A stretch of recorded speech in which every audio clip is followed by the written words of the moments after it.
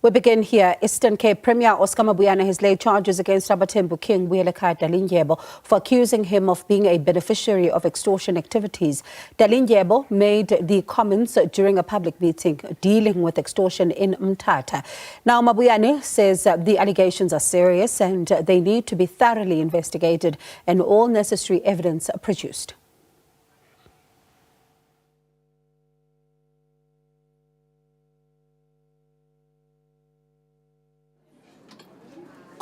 One sebenzela abaprimi are actually the Oscar Mabuyane can prove it in any court. Is a beneficiary to Mareka's stupid actions. The beneficiary. We are actually the people who are leading this campaign to deal with this problem and inspiring hope and confidence in our people. For someone just to do that, we take it as a diversion. It's an attempt to distract us, not to focus on the real issues. But we don't also want to take our eyes off the issues that are happening there.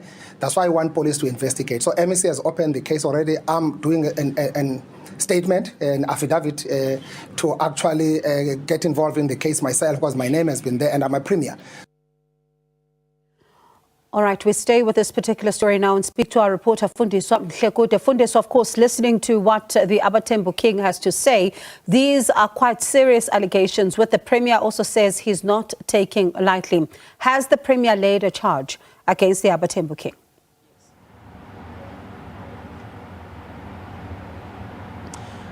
Well, Bongiwe, it turns out that the Premier was too fast to say he has opened the case because the provincial spokesperson of the police just confirmed that they have no records of any case that has been opened by the Premier. And they also confirmed that the MEC Ngata has also not opened a case with the SAPS. We also spoke to the spokesperson for the MEC of Community Safety, Mr. Makaya Komisa, who says that the MEC has not opened any case against the King. So there is no case that has been opened, as we heard that the Premier was saying that he is joining the MEC of Community Safety, Mr. Xolile Ngata, in opening the case against the King. So the SAPS has confirmed there is no case. They have no records of any case that has been opened against the King.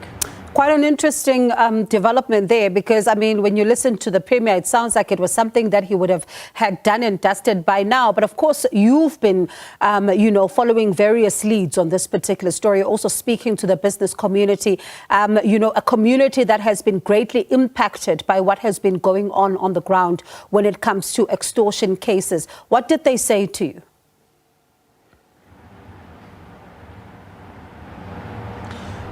Well, the community members do not want to speak on this issue of extortion. If they want to speak, they only speak off record. For instance, after the visit by the police commissioner here, Fani Masemula, the community members were saying that they hope that there'll be a change. They will stop seeing dead, or rather finding dead bodies near the Mthatha Dam. And after the visit by Minister of the Police, Mr. Senzo Mchunu, we saw the killing, or rather the arrest of 5 suspects who were alleged to be extortionists. And following that arrest, we also saw the NIU members having shot Mr. Mareke and 2 other bodyguards of his. And we see that there is a change following those visits. However, the community members still believe that a lot still needs to be done because they believe that the masterminds behind this protection fee and extortion are yet to be found, because they believe that Omar Rege and others are the people who are being sent by those alleged extortionists. So we are yet to see what will happen after the visit by Mr. Masemula in the Eastern Cape. And I wonder, what has the business community then said about these developments?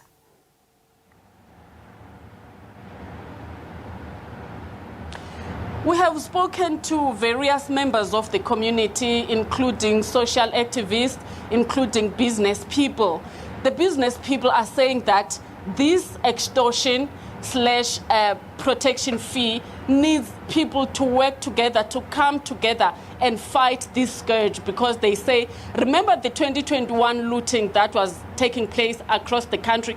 They say here in the Eastern Cape it did not happen because they got together, they included business people, they included ordinary community members, they included the taxi industry, and came together to say that is not going to happen in this area. So they say the community, rather the business people, they say if they come together and work against this, it will come to an end. And the social activist was saying that this is very deep. The leaders of the province need to come to the people and show them that they are leading in fighting this extortion thing. So we are yet to see what the Premier is going to say about what the allegations by the King mean, because it was not the first time, because when the Minister of the Police, Senzo Mchunu, came to the OR Tambo to listen to the people of OR Tambo, the King made those allegations. However, he left before the Premier could respond. So he has not been saying it for the first time when he said it after meeting the people of Mthatha West. It does seem that something is going on there, definitely. But Fundiso, as a final question then, you speak about a coordinated approach that the community says is important in order to fight this. At some point, we saw the SAPS in the Eastern Cape opening that hotline for people to call in, but it does seem like they are receiving more prank calls as well, and some of what appears to be legitimate cases. What's the update there? Well, we hear that already 36 calls were confirmed to be legitimate, because when they investigated, they found that there's been indeed some activity of extortion or protection fees. So they are working or investigating those cases. However, more than 1,000 of those were prank calls, as you rightfully said. But the police are still calling on members of the public to come and report. We also saw on social media some activists around the OR Tambo area calling on members of the public to come forward and report those, because they believe if they don't come forward, it will mean that this scourge of extortion or protection fee will not go away, will not be curbed, because they need to work together with the police in making sure that they arrest those who are involved in extorting money or rather demanding money from the community. And this scourge, Bongiwe, we hear that now it has escalated to salons in the CBD, because we just heard that some hairdressers at Madeira Street here in Mthatha have resorted to closing shop, as some of other businesses that have closed here in Mthatha, because they've been getting calls to pay those exorbitant amounts of money. And some businesses remain closed, as well as another school here called Efata School for the Blind. Parents have come to take their children to go back home because they don't know what will happen.